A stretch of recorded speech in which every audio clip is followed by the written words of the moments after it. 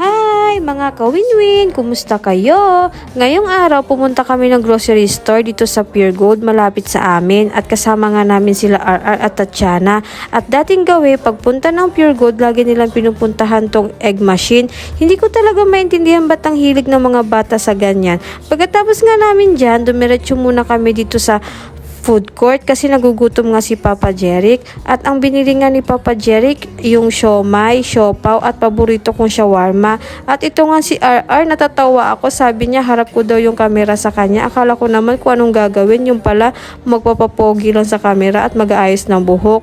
At heto nga mga kawinwin, nag-uumpisa na kami ni Papa Jeric mamili at sa oras nga na ito binilisan namin maggrocery mga kawinwin kasi may trabaho pa si Papa Jeric kaya kailangan namin makauwi agad sa bahay. At ito nga si Tatiana, napakakulit at nakadekwat nga ng cookies ng paborito niya at sa akin talaga siya sa pushcart umupo at si Kuya RR naman sa papa niya. Ipapakita ko nga sa inyo mga kawinwin ang madalas namin ginogrocery ni Papa Jeric.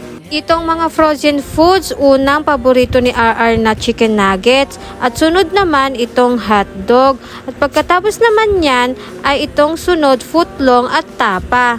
French fries na madalas naming snack sa madaling araw at hindi mawawala itong butter kasi madalas akong nagbe-bake at asukal at pansit canton na sweet and spicy at ketchup na paborito ni Tatiana at Mang Tomas at di mawawala lagi ang toyo at suka. Gatas ni RR na Alaska, toyo mansi na paborito ni Papa Jeric at ito nga si Tatiana gustong tumulong at sunod nga mga kawinwin itong spaghetti na hilig ni Papa Jeric. Sunod ay coffee at coffee mate at ang gamit namin diaper ni Tatiana ay itong brand na ito kasi mura at maganda pa ang quality. Karamihan sa mga nanay ito ang gamit.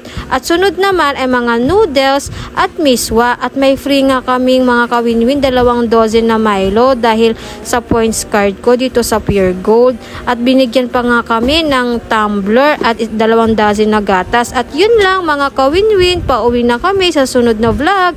Bye!